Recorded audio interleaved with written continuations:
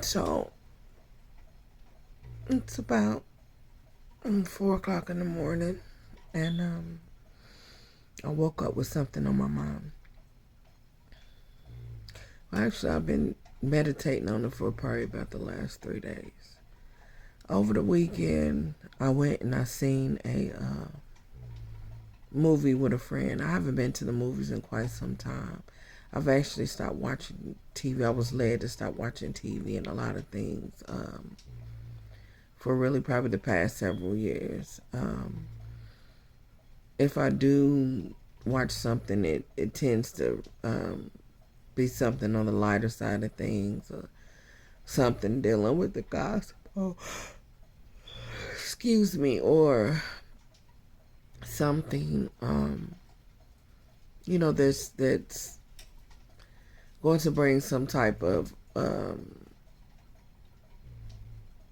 insight or instruction into my life that helps things or whatever. Well, anyway, moving forward, I ended up being invited to the movies by a friend, and I'm at a point in life where I'm trying to relearn how to accept invitations and commune with people, as well as, I guess, be a support system. Well, this particular person, excuse me, y'all, because I just woke up, but with this on my mind. But this particular person enjoys watching horror films. Anything thriller, horror, anything like that, that's what they watch. Well, anyway, I ended up going to see 2 different movies. We did a movie day, marathon, back to back. And boy, was this hard. We went to go see Heretic, and then immediately following, we went to go see Terrifier. I think Terrifier 3, I think it is. Well, anyway, it was so hard for me to sit through those movies. It's like my tempo has been going through some changes to where I'm very sensitive. A lot of things are very sensitive to me right now. Sound, taste, touch,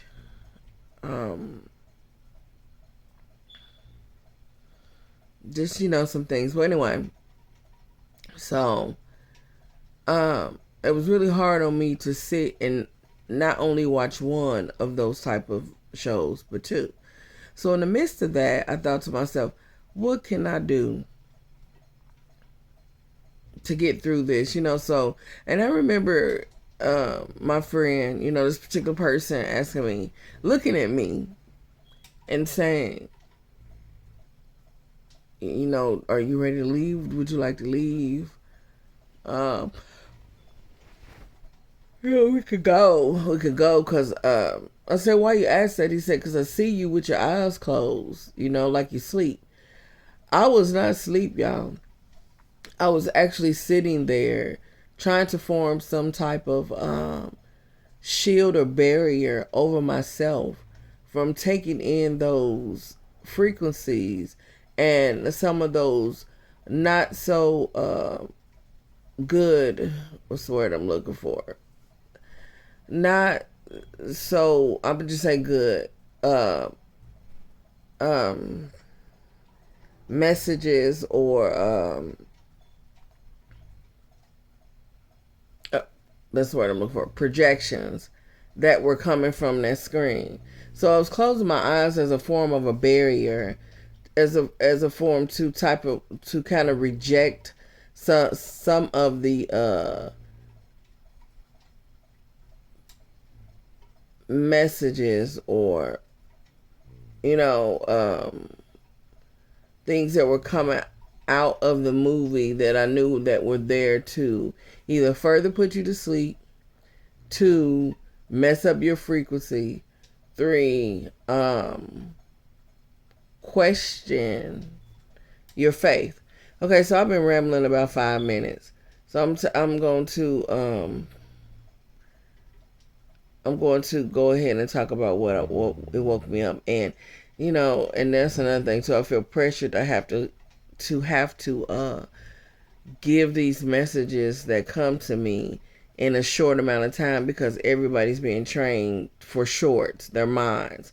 So anything over a minute, 2 minutes long, you just don't want to listen. You just don't want to, something in you that just makes you click away or makes you get frustrated, annoyed at the pace of the video.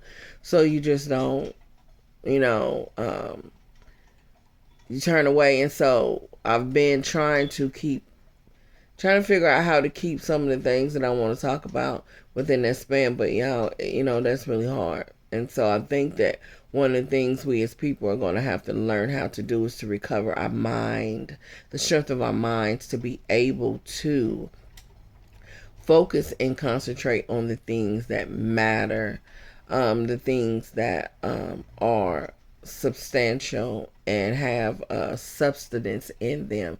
And sometimes it's just, sometimes, a lot of times, it's really, really impossible to deliver messages of substance in a 1 to 2 minute, 30 seconds to 1 minute and 30, I think it is 30-second reel.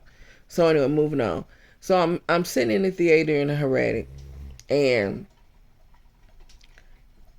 this is what I want to talk about.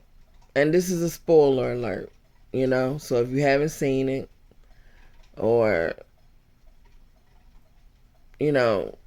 this is just me talking about some of the things. So as I sat there, I thought to myself, oh my gosh, this just feels so heavy and dark. So what can I, in when I find myself in those situations that things feel heavy and feel dark, I always always try to look for the silver lining, or look for something in that experience that will allow me to connect back to my light, or connect back to the more beautiful things, or the softer side of life. So, and I really feel like that is very important in these times. It is very important for us to focus on all the beautiful things of this world, because it's too many things going on. Politics, nature. It's too many things going on. Society that is trying to draw our attention to the negative things that are happening, that we must try to figure out a way to connect to the positive aspects, to try to look for the brighter things in life, the beautiful things in life, right? And focus in on that, because what you focus on, you get more of. And what you focus on, you give your power to. So if I focus or try to focus on the beautiful aspects of life, then in turn I get beautiful things or beautiful experiences. So at least that's what they teach, right? So even in sometimes, or a lot of times, it's difficult to do that. It's very difficult to do that, when you're experiencing darkness, when you're being came up against with these negative or these wicked experiences or whatever, in life. It's like, how can I think positive or do these things when I'm going through these such difficult times, right? But we must try. We must try. And so that leads me to Heretic, right? So I'm sitting there in the movie theater, and it's a few things, maybe 2 or 3 things I want to discuss about Heretic, and then I follow up with Terrifyer. So Heretic, first thing off top, I noticed blasphemy. I noticed mockery.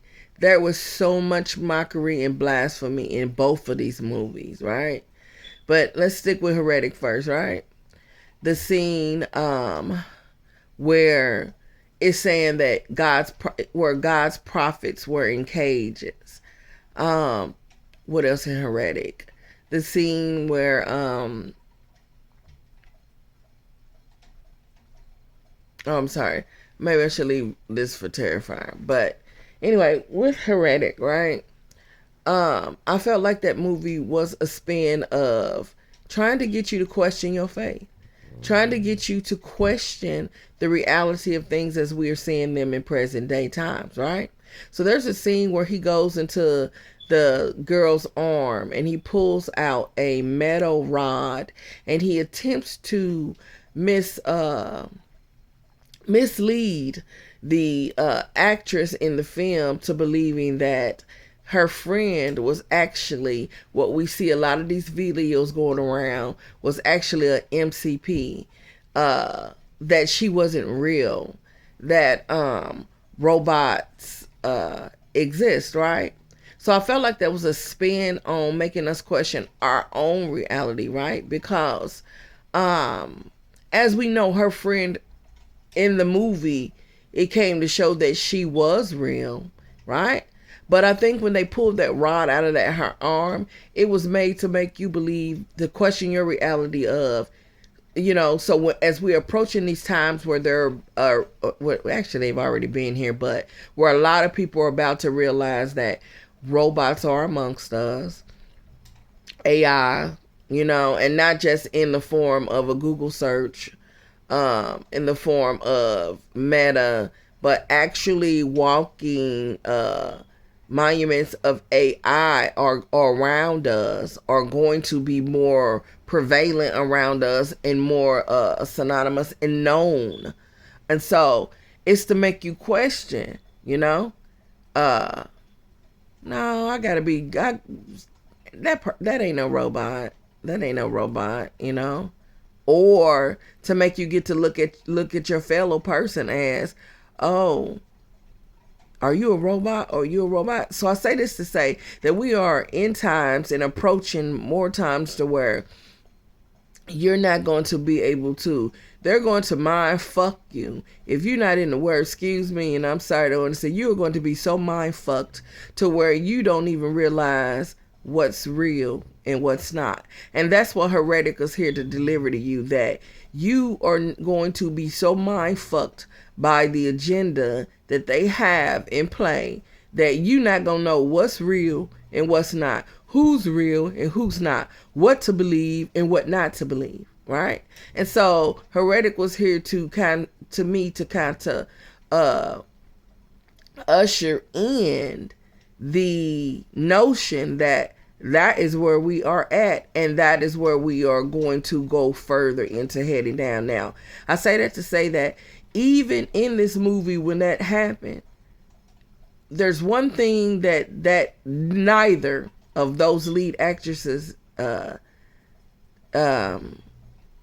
go of, and that was their faith.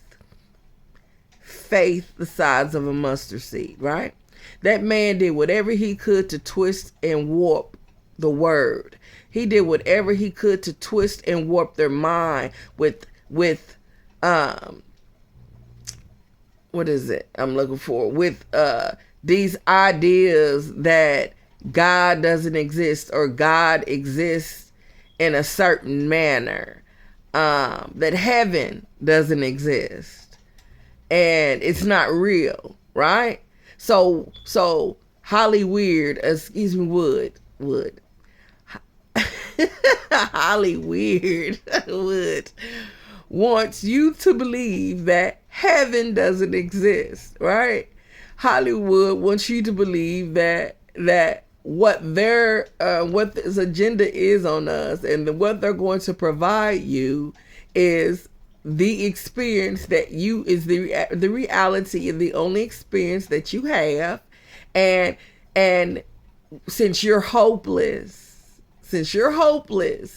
then you might as well go ahead on and settle in and buy into this agenda that heaven doesn't exist, that prophets will be caged. And don't get me wrong, They are, or maybe some of them, I can't speak for everybody or whatever, but how many of you have felt like some things, and because of it, it felt like the attack on your mind turned you inward inside, caged you in your mind, right? Because you come to these knowings of knowing certain things. So, and how many of you arrived to the point where you feel like you were back in the cage of your mind, right? So there's so many things coming up against us in these times. However, we must keep faith. We must believe and know that heaven is real, right? And we are going to go through some things, right? But we must not lose sight of of what really counts, because the things of this world are the things of this world, but if you keep your eyes on the prize, which is the kingdom, the right world, then you will know that even Christ had to suffer persecution and things here, that he'll keep you in the peace of things. And so, this is one thing with Heretic I wanted to speak on, and I sit there and I thought, wow, like if you didn't know yourself, if you didn't have any faith, if you didn't know, if you were in spiritual blindness, it would be very, very easy for that movie to either further keep you there or lead you there, or really mind fuck you and confuse you and have you not knowing what to believe, right? Because a lot of those things that are in that movie we are currently experiencing in present day times. So, what better way than to gather up some of the sheep, some of the lost, some of the confused, and confuse them even more, or to make them feel like because of what they're currently going through, to give up hope and just settle for what is being presented to them, which is this, y'all know. Okay, so moving on to Terrifier. The mockery. They shoved that crown of Christ on that girl's head. That demon grabbed her by her throat and told her to give up hope. It's hopeless. But one thing I realized, as that demon sat there attacking that girl, and they told her to give up, let me in, is what it said. I made me realize that that's what they need. They need you to give up hope so that you will let them in, so that they can come in. Those spirits that are roaming around you, whispering in the corridors of darkness, that got you feeling hopeless and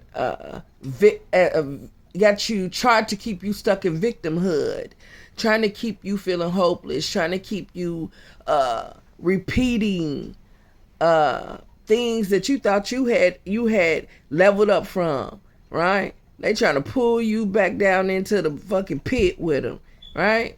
Or some of these things have threw you back into the pit, so that you got to deal with these things because they just don't like the calling or the anointing or the things on your life that are here to make this place a little bit better than what you found it. So in Terrifier, that thing grabs her and tells her to give up, stop fighting so hard. Basically, let us in. Don't you do it. It is hard. I tell you, it is hard. I have